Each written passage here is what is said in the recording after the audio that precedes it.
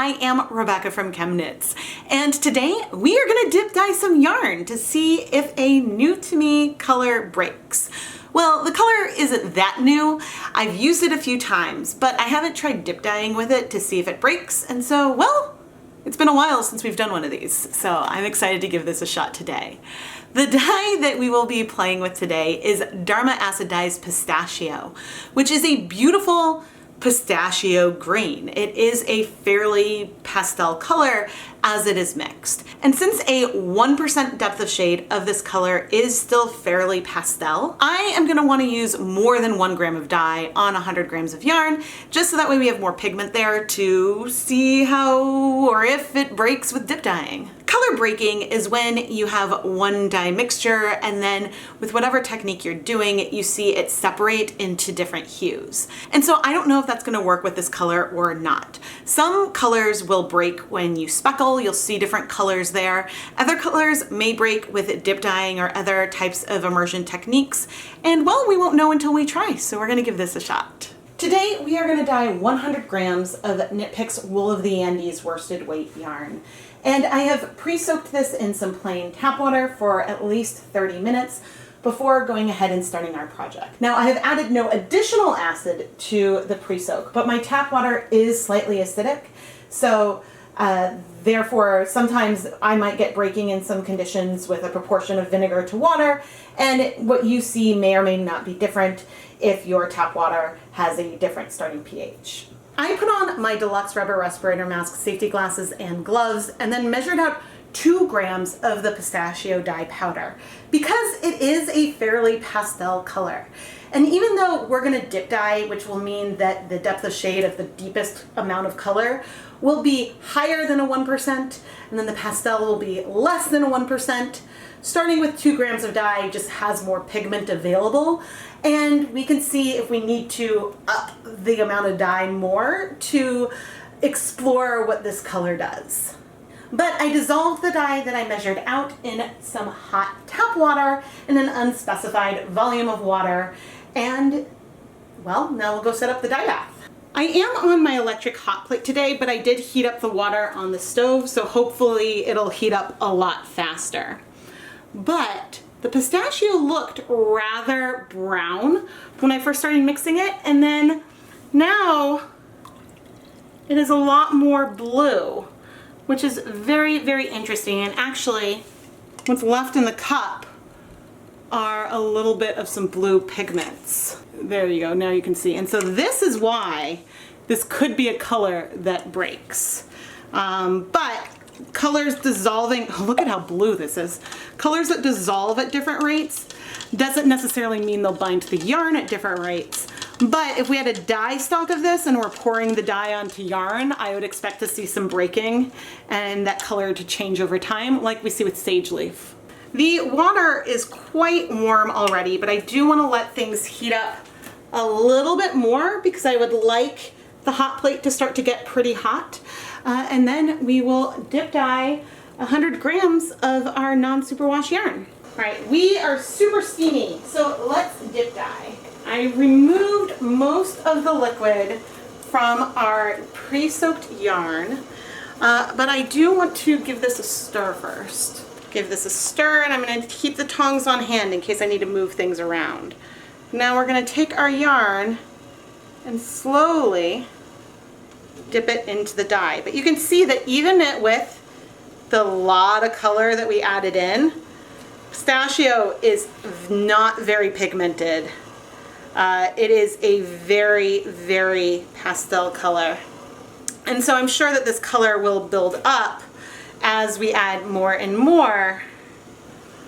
But I don't know if we're gonna see breaking. I mean, the color definitely that we're going into is looking more blue to me than what is coming out. But the dye water is still very green, so I don't know. Did I add acid? Oh my gosh, I forgot to add acid. Okay, well, there's a first time for everything. I was like, okay, this isn't striking very fast. But there's also because there's no acid. So that may affect our results a little bit. But we have part of the yarn in. I'm gonna add 2 tablespoons of white vinegar. That would be the ratio that I would have started with. We're gonna give it a bit of a stir. And now we will continue. Okay, now I'm seeing the color sort of building up more. Oh my goodness. Oh my goodness. Well, you know what? I make mistakes and I am not afraid to share that. Okay, so we have not gone much beyond where I last ended up. I can't believe I didn't add acid. Okay, the color left, it's still green, but it's definitely bluer. Oh my gosh. But yeah, all the colors are soaking up pretty quickly. I would say that like what's left is definitely a little bit more blue, but overall the pot is clearing a lot. And so I think that it breaks a little bit, but it's gonna be hard to say. I mean, it does feel like we have more yellow at the end, but we'll see how much color binds now that we properly have acid in our pot. Speaking of acid, I am going to add another 2 tablespoons of white vinegar, and I'm gonna set a timer for 20 minutes to let this sit, and we'll check back in to see if we need more acid or anything. But again, this color is not very dark, and so the greens are beautiful, but we had 2 grams of dye, and this is still like way, way, way less intense than some colors like say forest green. If we were to use 1 gram of dye, that would have been way more pigmented and had a lot more color here. But anyway, yeah, I mean, that's looking pretty clear, but who knows what the last bit of color in there is. So we will be back in 20 minutes and then evaluate if we need to try this again. Because I messed up. I should have remembered to add acid. Now, it is possible that there's a pigment in there that could have started to strike to the yarn with no acid. My tap water is slightly acidic, and this is something that I see with some colors. However, I don't know if that was happening here today. Normally, I try to start the dip dyeing with lower acid than I might use later on, because if some pigments start to strike at lower acid and others need more acid and time to fully strike, then having less there will allow you to get those colors to break, and you can see that separation of hues through the dip dyeing. However, I didn't really see something super dramatic here. It's possible that if I used significantly more dye, say 4 grams of dye on 100 grams of yarn, that little bit of color, that little bit more blue we saw at the end, maybe would stick around. But I'm not sure that that's necessarily worth it, because pistachio is a really lovely color, but as a premixed pastel, if you start to use like 4 grams of it for a color that isn't even that saturated, at that point you may as well be using like a different green and mixing a different color to get something with that amount of pigmentation. So I don't think I'm gonna try another type right now, but I am curious to see where this is, so we will check back in soon. It has been 20 minutes, and that green there does look bluer to me. I want to heat this for a little longer, but I am going to move it over to the stove so that way I can use my hot plate for something else. So my plan is to heat it for 10 more minutes, then turn off the heat and let the yarn cool off in the pot for a while. I mean, if we look at this dip dyed yarn, it absolutely looks more blue here than it did there. I don't think that this is just lighter. I do think that there's a little bit of breaking, but I think that if I had remembered to start with acid, we maybe wouldn't have ended up with this, because I think that it felt like before I remembered to add the vinegar that some of the yellows were striking and the blues weren't. So it's possible that it worked in our favor. But I mean, this is 2 grams of dye on 100 grams of yarn, which means that this yarn that went into the pot first is at higher than a 2% depth of shade. So this is truly a pastel color. But anyway, I'm gonna add a tiny bit of some clear dish soap to wash the yarn, but I'm not anticipating any color bleeding just because the dye bath was completely clear in the end, which I guess I didn't show you, but I can show you now. There's no bleeding there. So I'm gonna go ahead and rinse the soap out, put the yarn through my spin dryer, and hang it up to dry. Here is the yarn that we dip dyed in 2 grams of Dharma's Pistachio acid dye. And I kind of laugh just because for 2 grams of dye, this really is not very much color. And so that's making me think that like I should take ivory or something and use like 4 to 8 grams of it on 100 grams of yarn to just see what happens. Because in general, there are pre-mixed colors or colors like True Black that are recommended to use at higher than 1% depths of shade, to go up to maybe that 4% or something to get a very, very saturated color. I don't think I've ever approached 4%, at least not intentionally. I've done 2% depth of shade of other colors for sure. But the more dye that you're adding, then the more likely there is for a chance of color bleeding or something. And so that's why I typically stay at a like 1.5% depth of shade or less. But again, that depends on the color. And if you have a premixed pastel, which doesn't have a lot of dye in there to begin with, you can pump that up a lot more. Of course, then what's the point of buying that premixed pastel in the first place maybe? Because if you're using that much of it to get a color, you may as well be buying a color that has more pigment in it. And yeah, that might be more worthwhile. Some brands price their dyes the same across the board, like Jacquard. Their acid dyes are the same price, whether or not it is a black or an, I forget if theirs is ivory or ecru. They're like super pastel colors. Dharma has a range of prices for their acid dyes, depending on, I think to an extent, the cost of the pigments that go into the dye. But that being said, I do think that you get more pigmentation for your dollar when you're dealing with not a premixed pastel.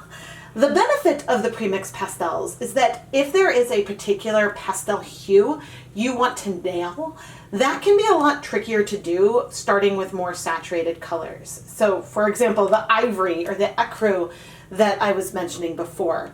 So having those dyes that exist can be really helpful for someone wanting to get that color without trying to create their own mixture. But anyway, I digress. And let's talk about Pistachio. This color broke into, I would say this is a light, almost seafoam green, and then something that is almost like a pastel, mossy green kind of color. I think that the overall color of Pistachio is really pretty, and I think that we could get some really, really cool breaking with speckling using this color, but also if we were to mix the color into the cup, because we saw some of those blue pigments sort of stick around longer, I think that using this color as a stock solution and doing, whether you're doing some kind of scribble dye or pouring the dye onto the yarn to create a tonal, you could end up seeing more breaking there just because there is more uneven placement of where you're placing the dyes. Whereas with dip dyeing, sometimes you can get breaking that is really dramatic. Like for acid dyes, I would say Twilight Gray and Purple Pop are 2 that break in a very, very extreme way that is easy to capture with dip dyeing. But a lot of other colors that do technically break like this one end up being a little bit more subtle and less dramatic than, say, what we see with food coloring. All that being said, I do believe I see breaking here. It does feel like the proportion of blue to yellow is higher at this end than we had at the beginning. But again, it is very subtle, and I think that that makes for a beautiful, this is a stunning colorway, but yeah, it's not a Wilton's Violet level of drama. I am Rebecca from ChemKnits, and I love to explore dyes and take advantage of properties that can be a little bit more annoying when you're going for a solid color. Like, I embrace color breaking and try to take advantage of it as a tool when playing with my colorways. And if you enjoy this type of content, please subscribe to the ChemKnits Tutorials YouTube channel. I post videos at least twice a week, and you don't want to miss any of it. Plus, subscribing, giving videos a thumbs up, and engaging with the videos is the biggest way that you can help support the content here, and it's free. So it's a huge win-win-win and helps us all. I do have some series of videos where I would dip dye to see a bunch of different colors to see whether or not they broke. And while I really enjoy filming those and making them, I did find that a lot of acid dyes don't have as dramatic breaking with dip dyeing as, say, some of the food coloring mixtures that I made. And that's just because there are so many more acid dye colored pigments, and some of those pigments will break with like speckling, but may not break with dip dyeing because that's all about the different rates that the colors bind. And you want, for that drama, one of the pigments that binds really slow to take a lot more time. Where I have had a lot of success is by mixing my own colors that I know break, taking advantage of some neons and having some fluorescent pigments that take a long time to strike to yarn, and mixing it with something that I know strikes a little bit faster. And so that is something that I will also be exploring more on this channel. I mentioned subscribing, but if you would like another way to help support the content here, I do have a Patreon. You can find more details at patreon.com/ChemKnits. There's lots of really, really cool perks, and there will also be a link to it down in the video description. Thank you so much for watching.